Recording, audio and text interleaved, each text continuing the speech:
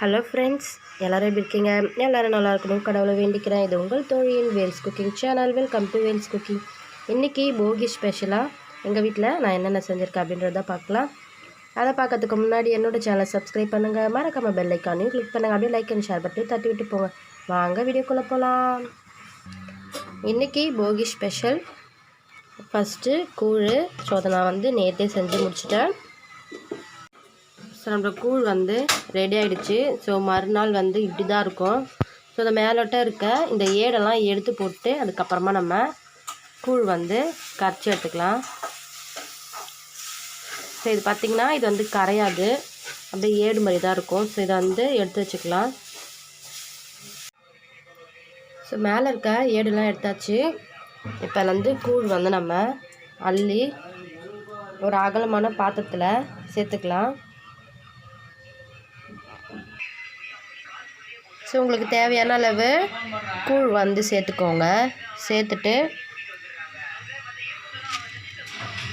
தேவையான அளவு உப்பு சேர்த்துக்கோங்க. சேர்த்துட்டு இதை நல்லா இது மாதிரி குழப்பி விட்டுக்கோங்க. ஸோ உங்களுக்கு கல்லுப்பு அளவு தெரியலனா நீங்கள் தூள் உப்பு கூட ஆட் பண்ணிக்கலாம்.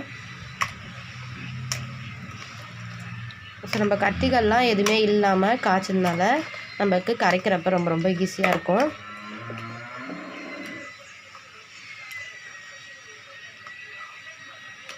உங்களுக்கு தேவையான அளவு நீங்கள் தண்ணி சேர்த்துக்கோங்க. ஸோ கூழ் ரொம்பவும் கெட்டியாகவும் இருக்கக்கூடாது, தண்ணியாகவும் இருக்கக்கூடாது.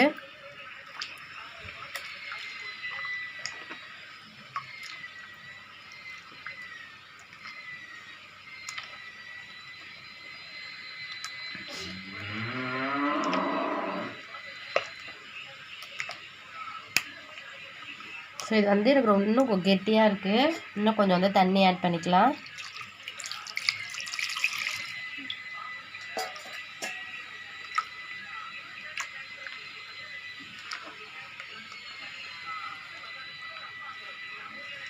ஸோ நீங்கள் வெயில் நாளெல்லாம் டெய்லியும் இந்த மாதிரி கூழ் குடிச்சிங்க அப்படின்னா ரொம்ப நல்லது உடம்புக்கு.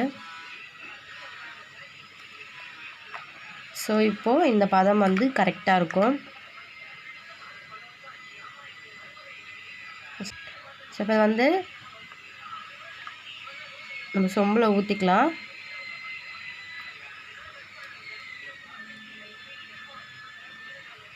இப்போ வாங்க கூழை ஒரு பாத்திரத்துக்கு மாற்றிக்கலாம்.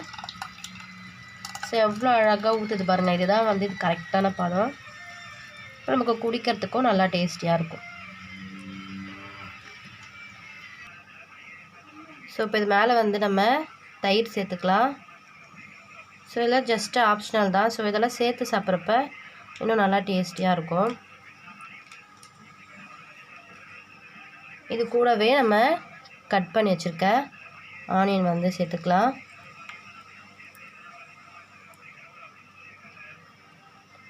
அவ்வளோதான், நம்மளுடைய கூழ் ரெடி ஆகிடுச்சு. ஸோ இன்றைக்கி நான் போகி ஸ்பெஷலாக கூழ் பண்ணியிருக்கேன். அதுக்கப்புறம் பார்த்திங்கன்னா பச்சரிசி பொங்கல் பண்ணியிருக்கேன். உப்பு போட்டு தான் நாங்கள் எப்பயுமே பொங்குவோம். நெக்ஸ்ட்டு பார்த்திங்கன்னா முருங்கைக்கீரை தேங்காய் பூ போட்டு அதையும் ரெடி பண்ணி வச்சுருக்கோம்.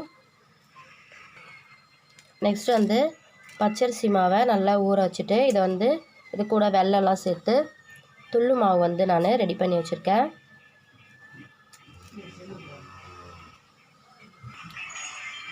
அதுக்கப்புறம் இது பார்த்திங்கன்னா முரத்தில் நம்ம பச்சரிசி சாதம் இருக்குது இல்லையா, அதை இது மாதிரி உருண்டை பிடிச்சி அது மேலே வெல்லம் வைக்கணும்.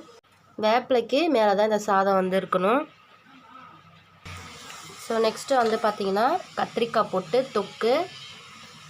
ஸோ நாங்கள் எனக்கு பார்த்திங்கன்னா கருவாடு ஐட்டம் அதெல்லாம் எதுவுமே சேர்க்க மாட்டோம். கத்திரிக்காய் போட்டு தொக்கு தான் வைப்போம்.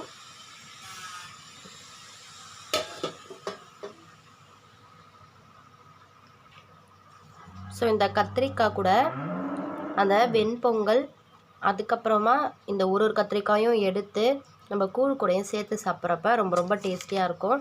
ஸோ இன்னொரு வீடியோவில் வந்து கத்திரிக்காய் தொக்கு எப்படி செய்யுது அப்படின்றத நான் போடுறேன், வாட்ச் பண்ணிக்கோங்க. ஸோ இது எல்லாத்துக்குமே வந்து சூப்பர் காம்பினேஷன் வந்து பார்த்திங்கன்னா இந்த கத்திரிக்காய் தொக்கு தான்.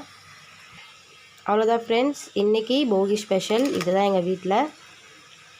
ஓகே, இந்த வீடியோ உங்களுக்கு ரொம்ப ரொம்ப பிடிச்சிருக்குன்னு நினைக்கிறேன். அப்படி பிடிச்சிருந்தா என்னோடய வீடியோவை லைக் பண்ணுங்கள், ஷேர் பண்ணுங்கள், சப்ஸ்கிரைப் பண்ணுங்கள், மறக்காம பெல் ஐக்கானையும் கிளிக் பண்ணுங்கள். தேங்க்ஸ் ஃபார் வாட்சிங். Bye bye.